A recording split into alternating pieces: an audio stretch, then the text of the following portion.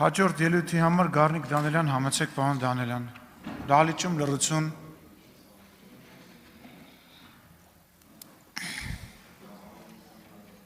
Պարոն Բագրատյան, ինչ կա։ Նախքան ելույթից բուն տեքստին անդրադառնալը ես ուզում եմ մեկ անգամ եւս այս ամբիոնից հայտարարել, որ Հայաստանի Հանրապետության անկախությունը, ինքնիշխանությունը անսակարկելի է։ Եվ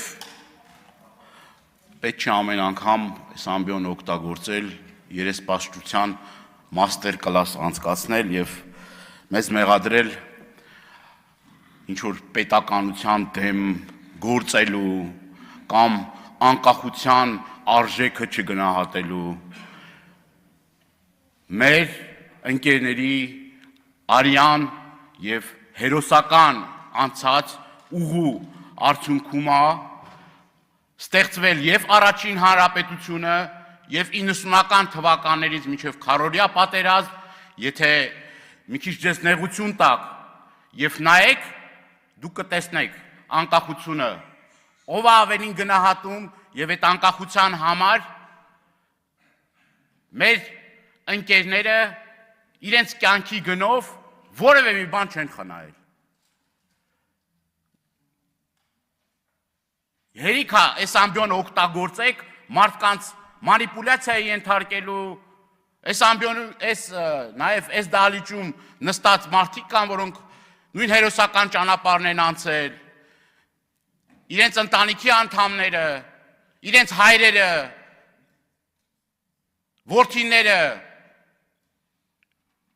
լավ հերիք չի, ինչ եք ամեն անգամ գալիս ու այստեղ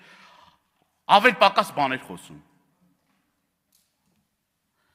Ես իմ ելույթը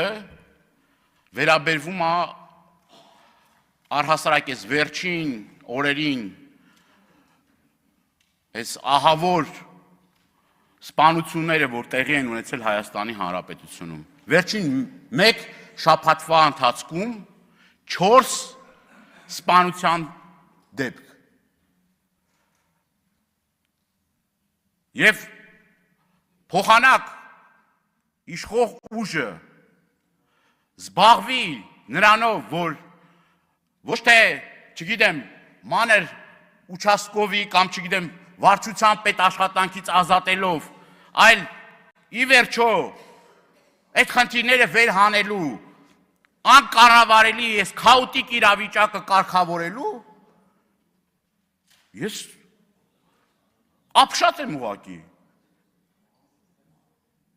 Ապշած եմ ձեր վերաբերմունքից։ Հանցագործությունների կրկնակի աճ։ Նայեք վիճակագրական տվյալները։ Սա ահասարսուր պատկեր է։ Ռազմբոյ, կրակոցներ, գողություն, հաշվեհարդար եւ ամեն անգամ մենք պատկան մարմիններին ասել ուղղորդում ենք, ասում ենք, որ դուք փոխանակ զբաղվեք այդ խնդիրները լուծելով, գիտեք ինչով եք զբաղված, ընդդիմադիրներին հետապնդելով, զբաղված եք նրանով, մենք էլ մեր մաշկի վրա զգում ենք, էլի դա, տնից դուրս ենք գալի մի քանի օպերատիվ աշխատող մեր հետևից ֆռում է, ասում եք պաշտպանում է, բայց ես այդ պաշտպանվածությունը չեմ տեսնում, որպես մարդ, որը 7 անգամ մեքենան թալանել են, 2 անգամ ջարդել, մի անգամ էլ այլման փորձար, պարոն Քոչարյան, որ պաշտպանում են, այդ քիչ այդպես բաներ կատարում են։ Ձեզ են պաշտպանում, մեքենան չէ, լռություն դահլիճում։ Այդ մեքենան մերն է, մենք այդ մեքենայի մեջ նստում։ Մի անգամ էլ արգելակների հետ կապված խնդիր ա եղել։ Եվ այս խնդիրները ես ոչ թե իմ անձի վրա եմ ուզում կենտրոնացնել այդ ամեն ինչը, այլ ցույց տալու, որ դուք ոչ թե զբաղված եք նրանով, որ օրինակ կանչեք ոստիկանապետին, կանչեք իրապահ համակարգի ներկայացուցիչներին եւ պահանջեք, թե ոնց եղավ, որ նույն Փարաքարում 8 ամիս շարունակ պայթունավտանգ իրավիճակ է ստեղծվում, միջանձնային հարցեր են լինում։ Այդ գաղտնալսելուց լավ եք։ Բա այդ որ գաղտնալսում եք, մի հատ ձեզ հետաքրքիր չի ինչ է տեղի ունենում, ինչ է կատարվում։ Ասում եք վենդետա է, բայց վենդետան ինչի արդյունքում է տեղի ունենում։ Վենդետան տեղի է ունենում, երբ որ պետություն չկա, իրապահ համակարգը պատշաճ չի աշխատում, եւ մարդիկ զբաղված իրենք ստիպված են իրենց հարցերը լուծել այն ձևով, որը որ անընդունելի է։ Անընդունելի է։ Անընդունելի է։ Անընդունելի է։ Հակոբյան, նախազգուշացում։ Չի կարելի, այսպես նախապես զգուշացրեցի։ Պարոն Դանիելյան, մի քիչ ցածրելի խնդրում եմ։ Լռություն։ Մեր հայրենակիցները անպաշտպան են, փոխարենը պաշտպանված են իշխանության ամենաբարձր օղակներում գտնվող անձիկ։ Տեսեք ոստիկանական համակարգը ինչով է զբաղված։ Կառավարության շենքի մոտ հազարավոր ոստիկաններ, Դաչայի մոտ հազարավոր ոստիկաններ, միջպետական ճանապարհի վրա, երբ որ պաշտոնյաները գնում են, ուրեմն ամբողջ ճանապարհի երկայնքով ոստիկաններ են, հազարավոր ոստիկաններ են շարված։ Այդ ոստիկաններն էլ քիչ է,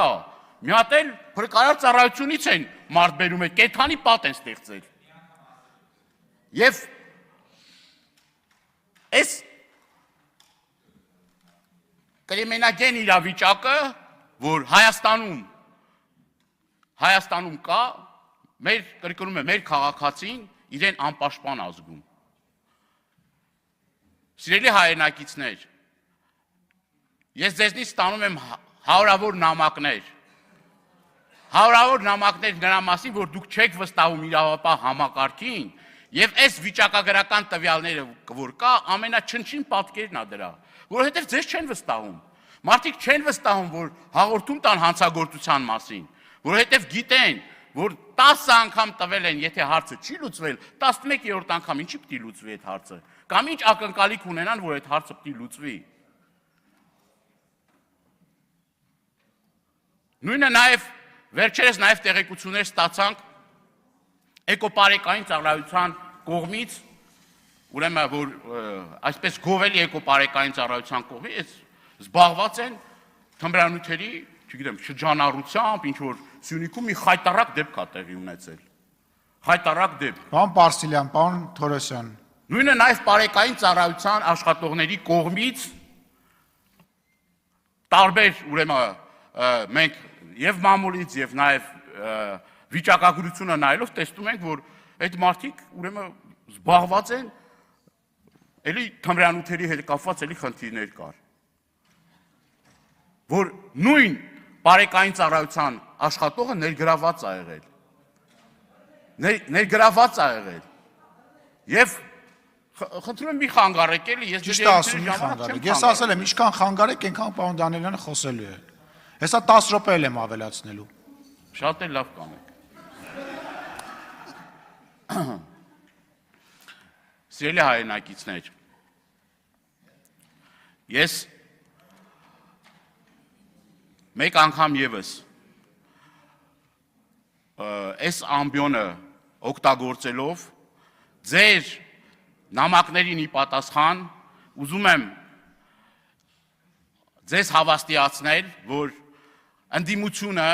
իր եղած գործիքակազմով ամեն ինչ անելու է, որպեսզի այն հանցագործությունները, որ կատարվում են Հայաստանի Հանրապետությունում, պատշաճ քննության ենթարկվեն եւ մեղավորները խստագույնս պատասխանատվության ենթարկվեն։ Կրկնում եմ, այս ամենաթողության բարդակ վիճակը պիտի վերջ տրվի։ Դպրոցներում էլի տարբեր ահազանգներ ենք ստանում նարկոտիկի հետ կապված։ Թմրանյութերը մտել են դպրոցներ, կրթական հաստատություններ եւ այս ուղղությամբ նորից էլի 0 աշխատանք։ Չկա, չենք տեսնում։ Չենք տեսնում այդ աշխատանքը։ Եվ վերադառնալով այդ թեմային, որը վերաբերվում է Փարաքարին, սա ոչ թե պետք է դուք սենց 1-2 օր հետո ասեք, որ արդեն վերջ մեղավորները արդեն բան են արի, ձերբակալված են, պատասխանատուները ձերբակալված են, դրանով իսկ ուղղորդեք, այլ տիպաչաչ քննություն գնա եւ իրապես բոլոր մեղավորները պետք է պատասխանատվության ենթարկվեն։ Շնորհակալություն։ Շնորհակալություն, պարոն Դանիելյան, Աննա Գրիգորյան, դահլիճում լրացում։